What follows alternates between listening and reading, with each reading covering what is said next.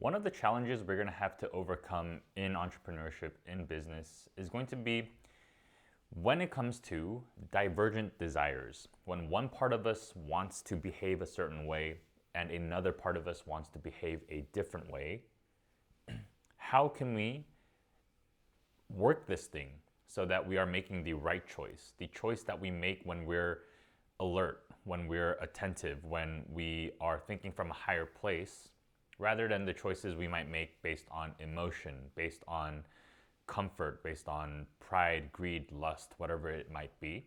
So how can we do this work? How can we improve our chances that we make the right choices, the right decisions?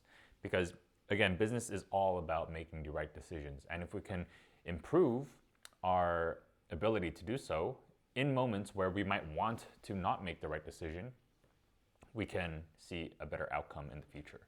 All right, so there's going to be, or let me give you an example first. So an example of divergent wants. Let's say you want to start waking up earlier. You see the benefits of it. You can be more productive in the morning. Whatever it is, you want to wake up earlier. And another part of you, or so you go to bed and you wake up the next morning, your alarm goes off and it's 4:55 a.m. in the morning. And another part of you wants to stay in bed. It wants to stay in the warmth of your sheets. It wants the comfort. It wants to just sleep in till when you normally sleep in. In that moment, we're dealing with divergent goals.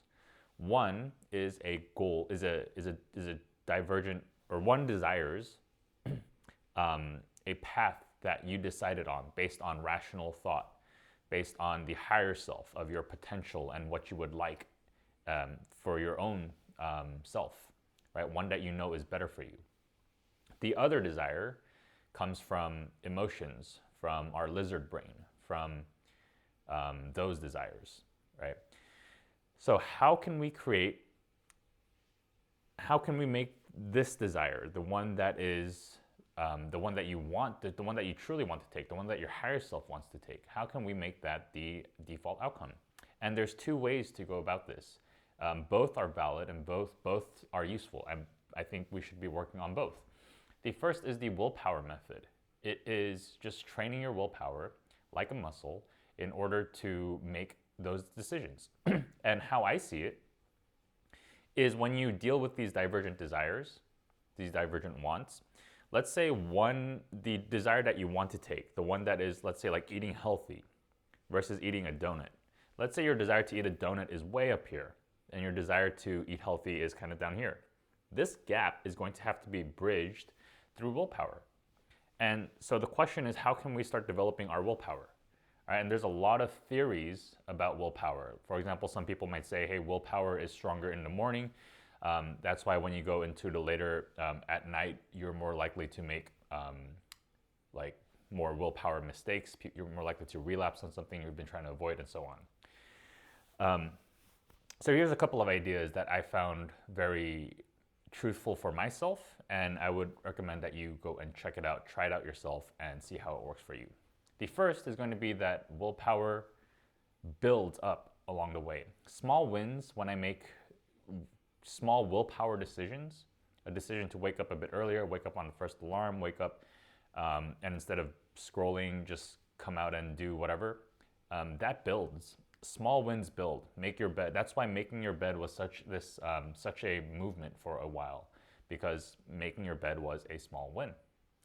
So momentum builds throughout the day. Can you start off? How can you set the conditions such that you can start with small wins?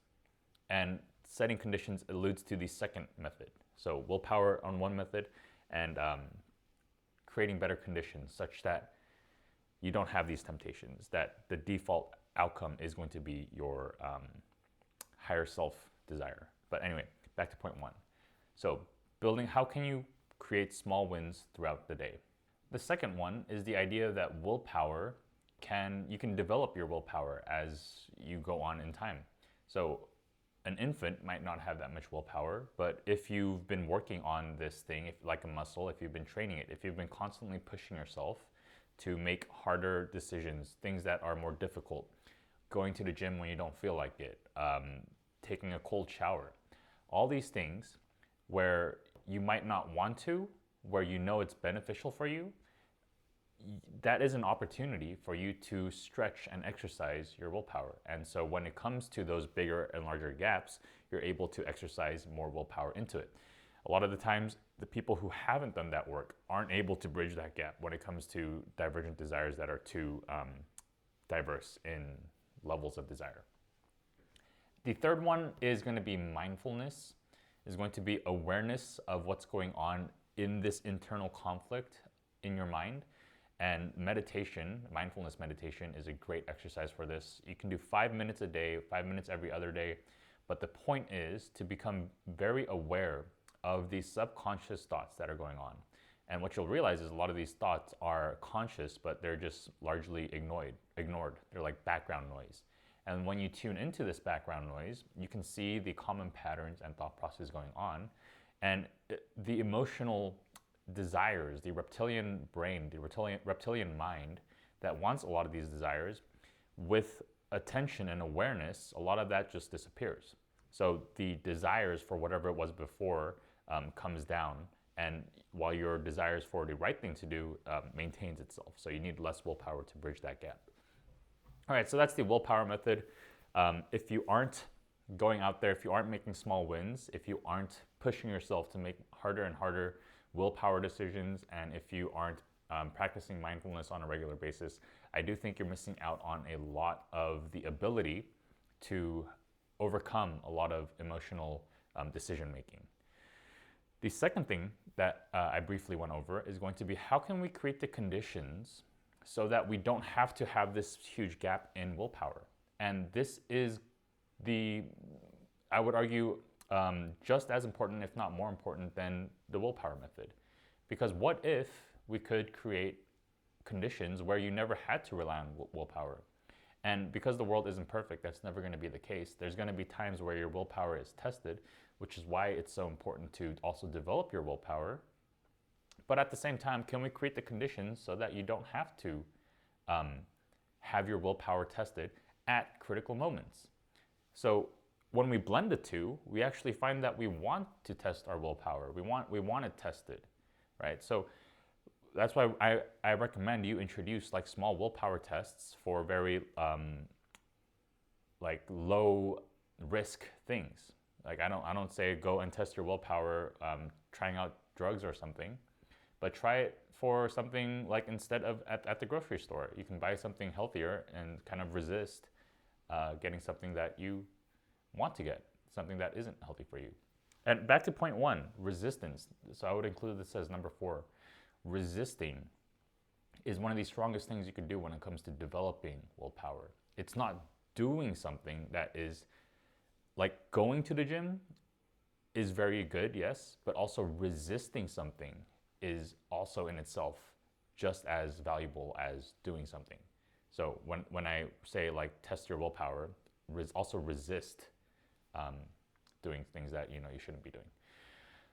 All right, so back to number 2. How can we create conditions for willpower? And this is going to be the shift, is how can we, let's say we want to wake up earlier in the morning, how can we create the conditions such that we're gonna want to do that as the default action? And it could be things like just sleeping in earlier, as simple as that. Sleeping in earlier and making it so for the next couple days you're going to sleep in earlier, so you make it so that you naturally wake up at 4:55, and then in the future coming days you can start pushing back when you sleep so that you can now not wake up like you get what I'm saying. Like it's not like you're waking up without an alarm anymore, but you can have an alarm assist you to wake up. You can still get the amount of sleep that you need, but you've fixed it. Like you've gotten to this place where now that becomes the default, right? The willpower to get up out of bed at that time is reduced because your desire to stay in isn't as strong as before. There's less inertia there. And I could go on and on about all the different ways to do this, but it's not going to look the same. And I think you get the idea that you need to start identifying these patterns, start figuring out how can I create the conditions to make my choice better, and start to creatively take that approach. That is the most important part too, the creative process of it. The process where you go and experiment and try is going to be much better than anyone telling you, hey, this is how you should fix your sleep. This is how you should get your whatever it is. This is how you should start doing whatever habit it is. Because there's so many conditions that need to be improved like this, that if you just rely on people telling you how to do it, you'll never figure out the process itself of how to arrive at those conclusions yourself. So that is going to be arguably much more important. All right, so kind of long-winded today, but I thought it was very important because you're going to face so many situations where you have divergent wants, divergent desires, and your willpower is going to be really tested. And in those moments, it's going to really define your ability to make good decisions. So hope this video was helpful. Go make better decisions, and I'll see you in the next one.